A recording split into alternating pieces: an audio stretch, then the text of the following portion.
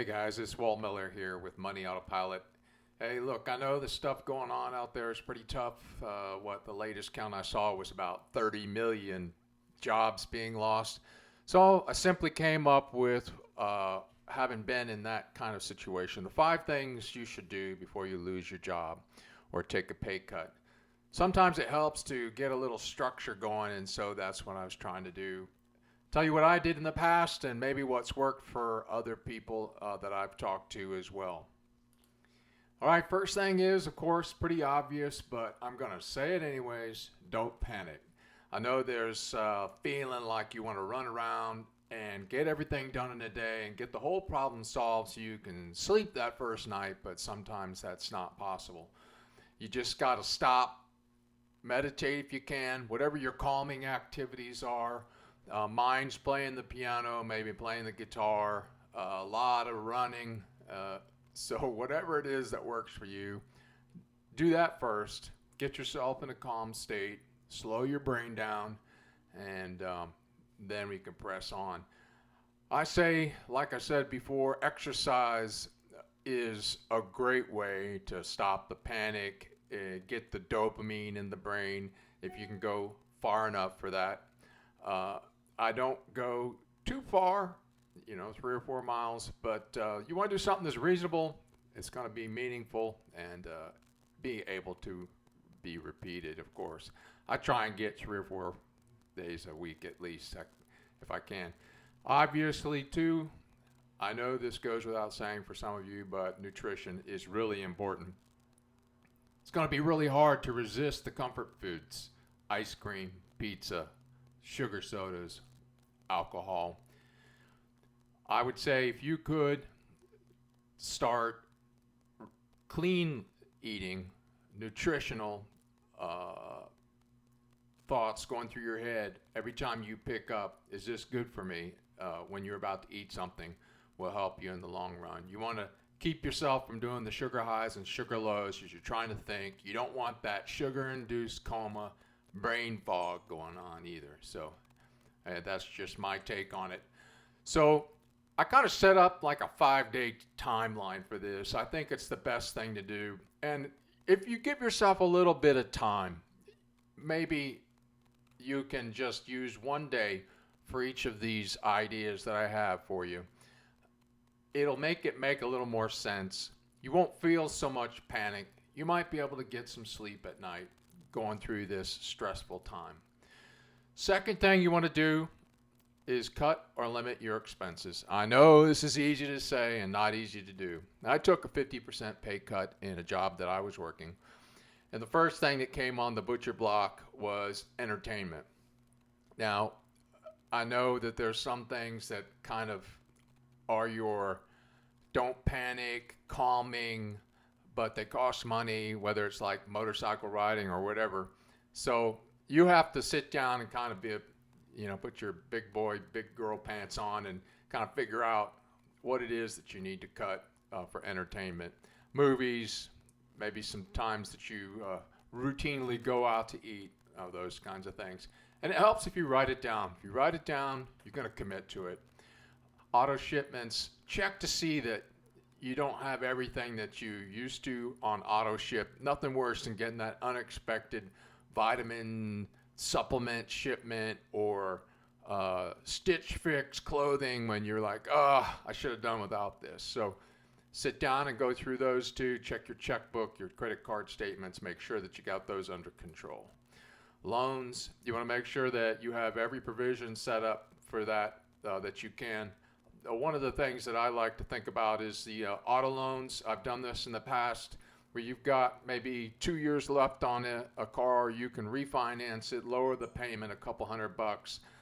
Anything sometimes that helps. You want to do that too before you actually get let go. That's important. Credit cards, obviously, take hold of what you got there. If you've got some zero interest offers, jump on those and start to come up with a plan on how you're going to save cash, but yet still pay them off and keep those payments under control. So that's day 2. Day 1, don't panic. Day 2, cut the expenses. Pretty easy, right? Day 3, raise cash. This is kind of an interesting thing because a lot of times you just take stuff out to the garage, you put it in the attic, you put it in the closet, and you forget about it. Maybe this is a time you go through and you go, do we really need all of these things? Maybe it's arts and crafts stuff you never use, games, um, stuff in the garage, furniture, what have you. It's a great time to sit, look around, figure out what can I get rid of. I'm never going to use it. I'm no longer using it now. And then, of course, list it. You have to follow through. Take pictures, take measurements, put it on Facebook, eBay, Craigslist. My experience has been if I really want to get rid of something quick and I don't really care how much I get for it, Facebook Marketplace is great. Um, be aware though, you put something on there for $100, someone's going to come in there and, without even looking at it, going, "I'll give you 40 for it." So as long as you're like okay with that and you just want to get rid of it, that's cool. eBay, the online auction process can take a while, and then Craigslist. I'm not sure. Some things seem to go real quick. Same with me. Like I had a refrigerator in my garage. I put it on there for $100, $90, and Craigslist went instantly. So just keep that in mind too. Maybe do both.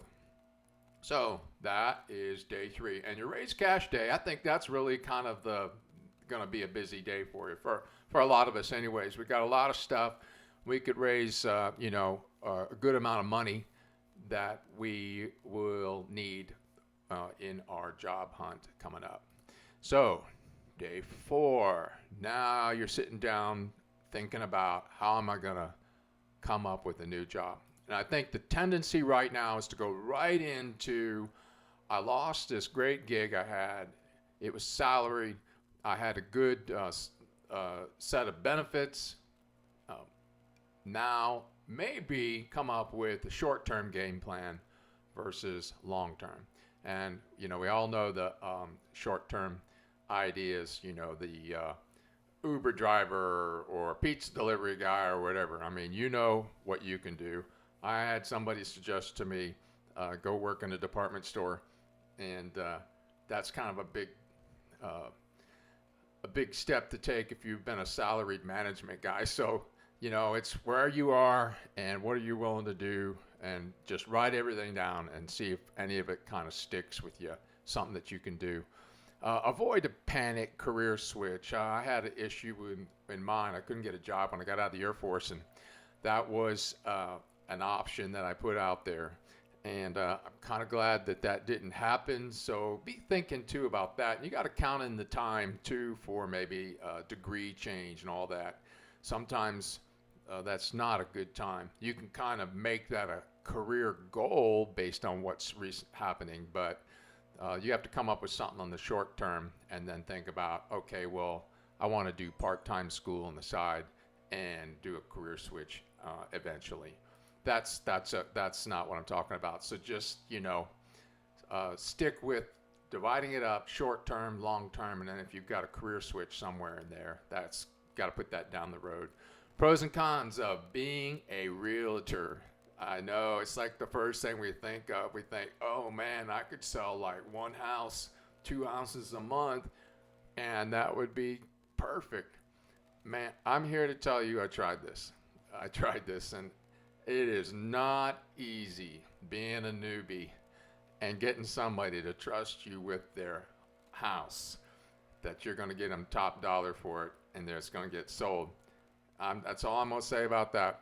Think twice about that. If you have some friends that are realtors, talk to them and ask them to be honest.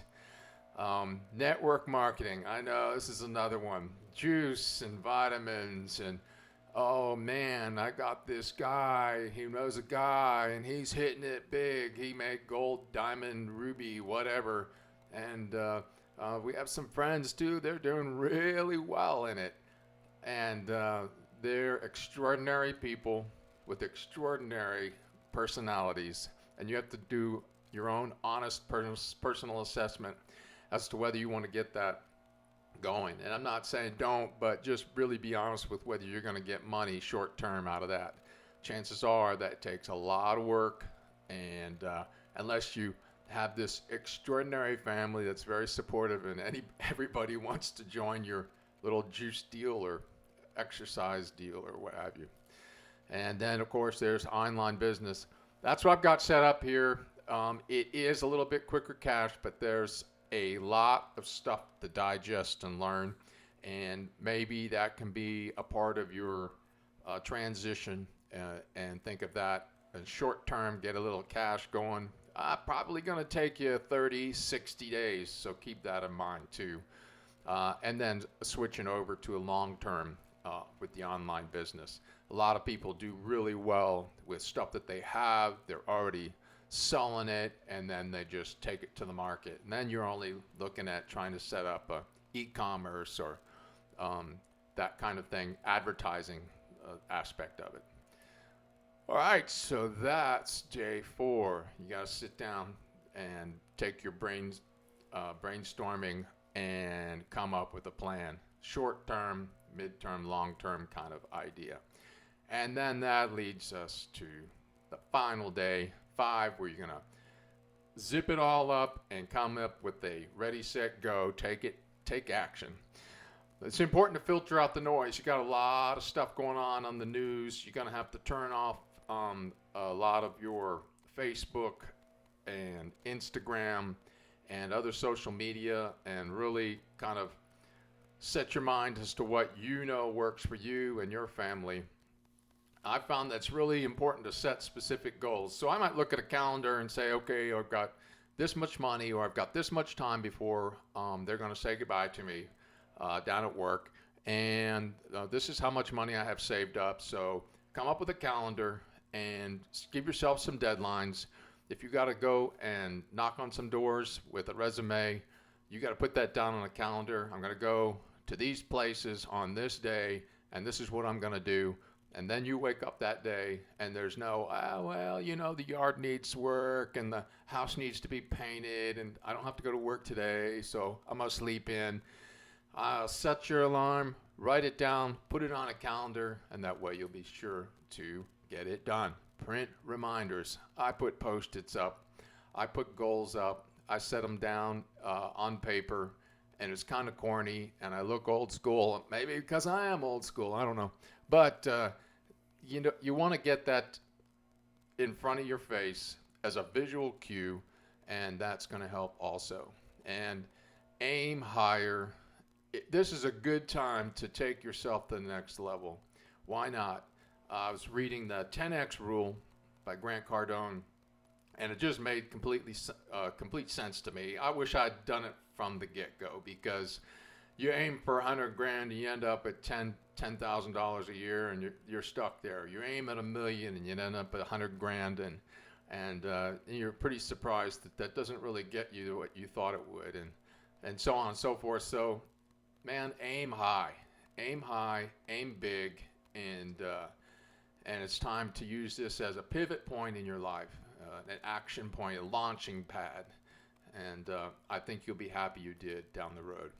And so that's it. Don't panic on day 1. Day 2, cut expenses. Day 3, raise cash. 4, sit down and figure out how you're going to earn more. And 5, launch the whole thing into action. All right, well, I hope this has helped. If it has, and you enjoy it, please put your comments down. I enjoy hearing your feedback, and subscribe to and check out money-autopilot.com. Thanks.